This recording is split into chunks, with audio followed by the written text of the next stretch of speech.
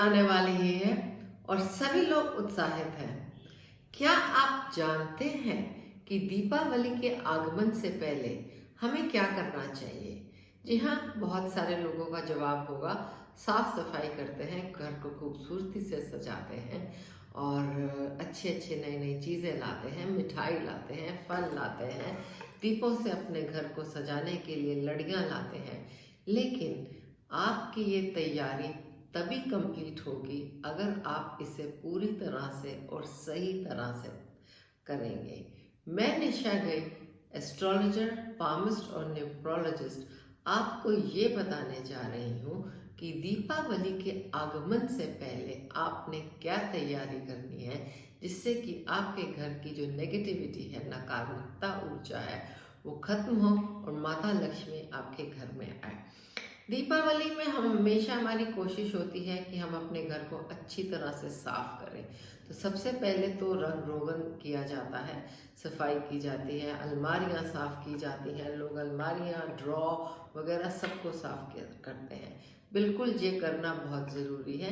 इससे जो है हमारे घर की जितनी भी नेगेटिव एनर्जी जो है वो बाहर जाती है और सफाई जो है वो, और हमारे घर का ऑरा जो है वो क्लीन होता है और उसमें हमारे जो मन भी जो है वो खुशी से भर जाता है और उत्सव का माहौल दिखने सा लगता है। हर व्यक्ति को ये प्रयोजन करना चाहिए कि माँ उसको आशीर्वाद दे। इसके लिए वो दीपावली से पहले क्या करे? आप आखिर तक मेरी इस वीडियो को देखिएगा और आप देखेंगे कि मैं आपको बहुत ही इंटरेस्टिंग और आसान चीज़ें बताने जा रही हूँ। और अगर आपको मेरी ये वीडियो पसंद आए तो उसे कमेंट भी ज़रूर कीजिएगा।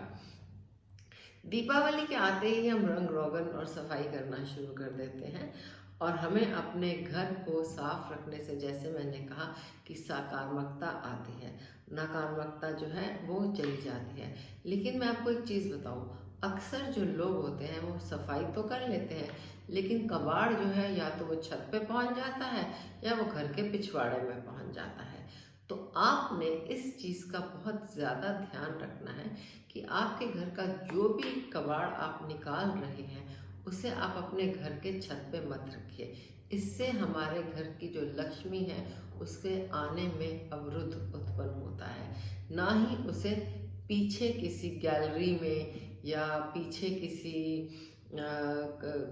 बरामदे में रखें। ये हमारे सैटर्न को जो है, इससे सैटर्न जो प्लैनेट है वो उसकी जो ऊर्जा जो है वो बढ़ जाती है और सैटर्न जो प्लैनेट है वो चीज़ों को स्लो कर देता है।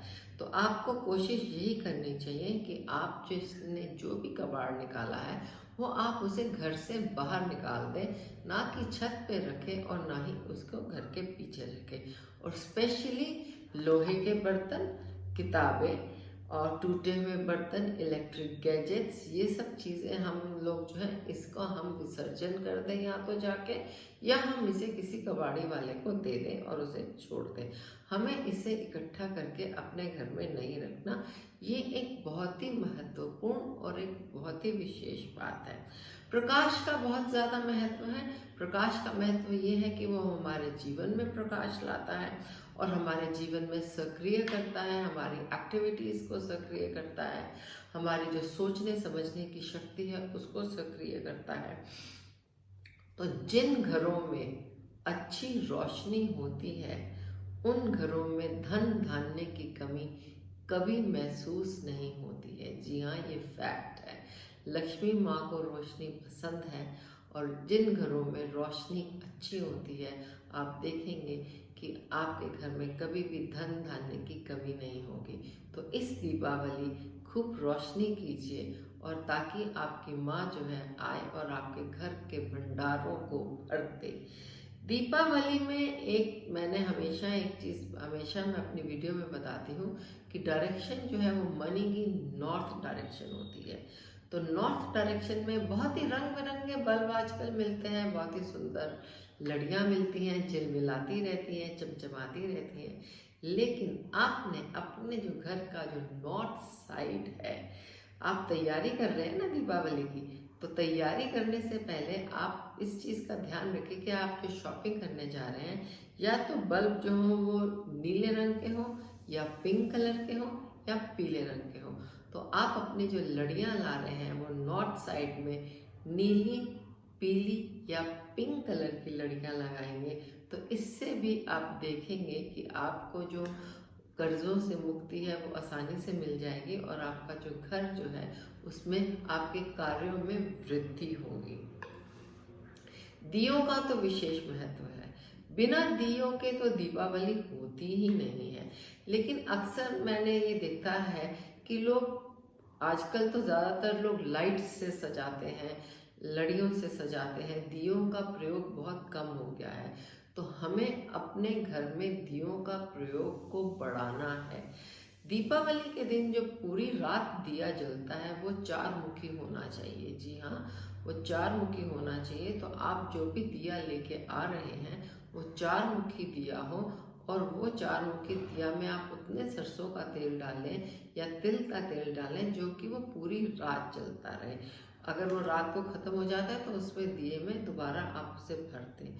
दूसरा, दिए हम लगा लेते हैं सुंदरता के लिए, लेकिन यहाँ पे भी नंबर का एक बहुत ज़्यादा महत्व है। दिए हमेशा या तो 11 लगाने चाहिए या 51 लगाने चाहिए या 108 लगाने चाहिए। मैं हमेशा नंबर्स पे बहुत ज़्यादा महत्व देती हूँ।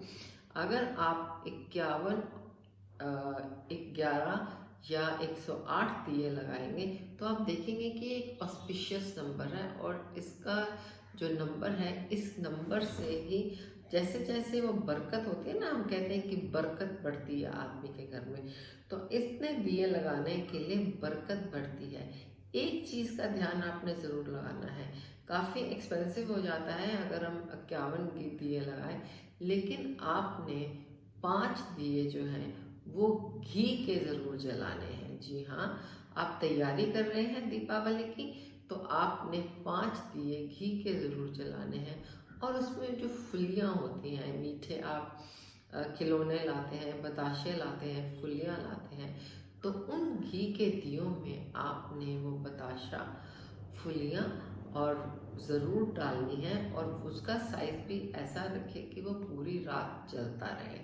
तो ये छोटे छोटे कुछ टिप्स हैं जो आप अगर आप करेंगे तो आपके घर में जो है धन्य धन बढ़ा रहेगा। और एक टिप मैं और बताना चाहती हूँ कि ईशान कोण में, जी हाँ, ईशान कोण में एक दीपावली के दिन आप जल से भरा हुआ कटोरा ज़रूर रखें। ये तैयारियां आपको पहले कर लेनी चाहिए ताकि उस दिन आपको भाग दौड़ ना हो। तो आप ये तैयारियों के साथ अगर इस बार पूर्व तरीके से, अच्छी तरीके से दीपावली मनाएंगे विधि विधान से, तो आप देखेंगे कि आने वाला जो वर्ष है वो आपके लिए कितना महत्वपूर्ण हो जाएगा और कितना सुखी हो जाएगा आपका संसार। तो अगर आपको मेरी ये वीडियो पसंद आई हो तो इसे लाइक कीजिए और इसे सब्सक्राइब कीजिए। धन्यवाद। दीपावली शुभ हो।